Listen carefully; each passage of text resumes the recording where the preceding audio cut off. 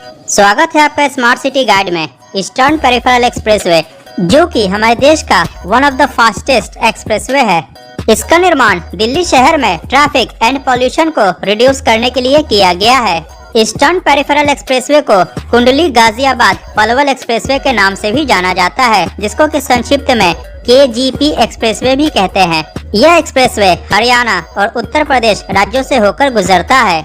Eastern peripheral expressway को संक्षिप्त में EPE के नाम से भी जाना जाता है।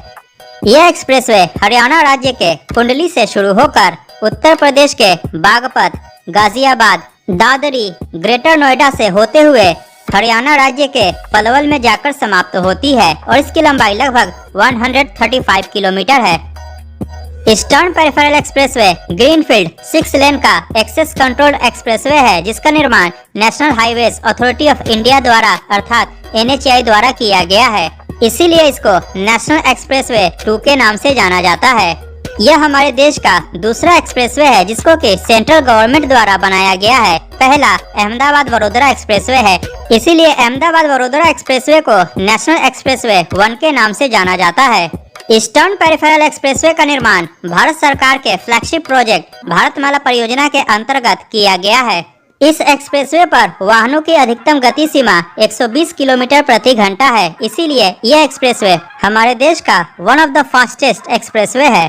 इस एक्सप्रेसवे के निर्माण से चंडीगढ़ से आगरा, ग्वालियर, झांसी इत्यादि शहरों में जाना और आसान हो गया है। प्रतिदिन 50,000 से ज्यादा ट्रक्स इस एक्सप्रेसवे से होकर गुजरती है, जो कि पहले दिल्ली शहर से होकर गुजरती थी। अतः इस एक्सप्रेसवे के निर्माण के बाद दिल्ली शहर के वायु प्रदूषण में 27% की कमी आई है। इसके साथ ही ट्रकों को या दूसरे वाहनों को ट्रैफिक जैम का सामना नहीं करना पड़ता है, जिसके कारण समय और ईंधन दोनों की बचत होती है। ईस्टर्न पेरिफेरल एक्सप्रेसवे के निर्माण का प्रस्ताव सर्वप्रथम वर्ष 2006 में रखा गया था। सितंबर 2015 में इस परियोजना के निर्माण कार्य को NHAI ने 6 पैकेजेस में विभाजित किया और इस परियोजना के निर्माण कार्य के लिए 5 कॉन्ट्रैक्टर्स को चुना गया। नवंबर 2015 में प्रधानमंत्री श्री नरेंद्र मोदी द्वारा इस परियोजना के निर्माण के लिए आधारशिला रखी गई।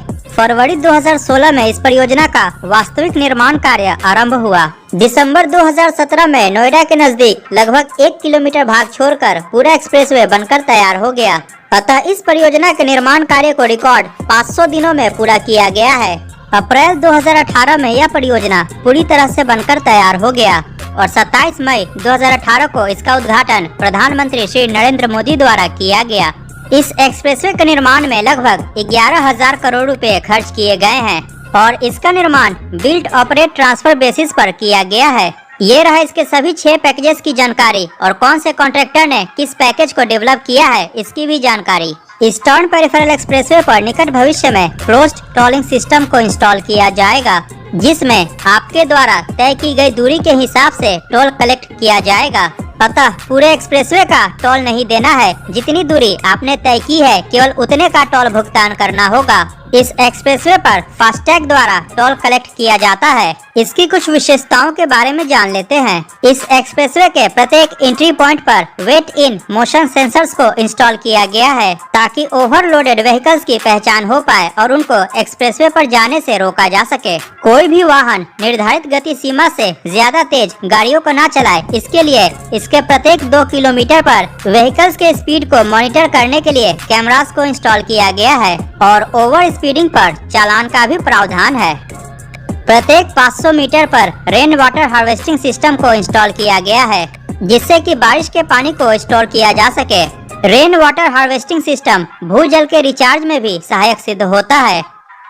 इस एक्सप्रेसवे के दोनों किनारों पर लगभग 2.5 लाख पेड़ों को भी लगाया गया है, जिनमें पौधों को पानी ड्रिप इरिगेशन सिस्टम द्वारा प्रदान किया जाता है। ईस्टर्न पेरिफेरल एक्सप्रेसवे को एनवायरनमेंट फ्रेंडली एक्सप्रेसवे के रूप में डेवलप किया गया है। इसके अंतर्गत वेरियस लोकेशंस पर सोलर पैनल्स को इंस्टॉल किया गया है, जिससे कि इस एक्सप्रेसवे पर रोशनी प्रदान की जा सके। एक्सप्रेसवे के किनारे कुल 8 सोलर पावर प्लांट्स को इंस्टॉल किया गया है, जिनकी कैपेसिटी 4000 किलोवाट्स है। ईस्टर्न पेरिफेरल एक्सप्रेसवे के 33% अर्थवर्क में फ्लाई ऐश, जो कि कोल पावर प्लांट से निकलता है, इसका उपयोग किया गया है, जिससे कि पर्यावरण में प्रदूषण की मात्रा को कम किया जा सके। किसी भी आपातकालीन परिस्थिति में सहायता बुलाने के लिए टोल फ्री नंबर की सुविधा प्रदान की गई है। इस एक्सप्रेसवे के अंतर्गत smart and intelligent highway traffic management system and video incident detection system को भी इंस्टॉल किया गया है। ईस्टर्न पेरिफेरल एक्सप्रेसवे परियोजना के निर्माण में 11 लाख टन सीमेंट का इस्तेमाल किया गया है। इस परियोजना के निर्माण में लगभग 1 लाख टन स्टील का उपयोग किया गया है। 3.6 करोड़ क्यूबिक मीटर अर्थवर्क और 1.2 crore cubic meter fly ash को मूव किया गया है ताकि इस परियोजना का निर्माण कार्य किया जा सके। इस एक्सप्रेसवे के बन जाने के कारण जम्मू कश्मीर, पंजाब, हरियाणा, उत्तराखंड, उत्तर प्रदेश, राजस्थान इत्यादि राज्यों में आना और जाना काफी आसान हो गया है। यात्रियों की सुविधा को ध्यान में रखते हुए इस एक्सप्रेसवे के किनारे निकट भविष्य में वे साइड एमिनिटीज की सुविधा प्रदान की जाएगी, जिसके अंतर्गत rest rooms, motels, restaurants, retail shops, hotels, petrol pumps इत्यादि की व्यवस्था प्रदान की जाएगी। इस एक्सप्रेसवे के प्रत्येक लेन की चौड़ाई 3.75 मीटर है। भविष्य में जरूरत पड़ने पर इस एक्सप्रेसवे को 8 लेन तक एक्सटेंड किया जा सकता है। एक्सप्रेसवे के निर्माण के बाद इसके किनारे कमर्शियल और रेजिडेंशियल एक्टिविटीज काफी जोर शोर से चल रही है। एक्सप्रेसवे के कारण नए कमर्शियल और रेजिडेंशियल सेक्टर्स का विकास हो रहा है, जिसके फलस्वरूप इन्वेस्टमेंट के नए सेक्टर्स उभर रहे हैं। अतः eastern peripheral expressway Delhi NCR के विस्तारीकरण में अपना महत्वपूर्ण योगदान दे रहा है। ईस्टर्न पेरिफेरल एक्सप्रेसवे परियोजना के अंतर्गत 406 स्ट्रक्चर्स का निर्माण किया गया है, जिसके अंतर्गत 8 रेलवे ओवर ब्रिजेस अर्थात आरओबी का निर्माण किया गया है। 4 मेजर ब्रिजेस और 46 माइनर ब्रिजेस का भी निर्माण किया गया है। ईस्टर्न पेरिफेरल एक्सप्रेसवे के मेन कैरेज वे पर 2 टोल प्लाजास का निर्माण किया गया है और बाकी के टोल बूथ का निर्माण इसके इंटरचेंजेस पर किया गया है।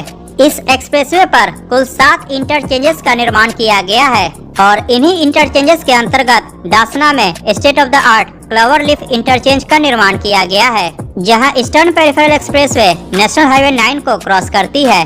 National highway 9 Delhi Meerut expressway के हापुड़ सेक्शन का पार्ट है।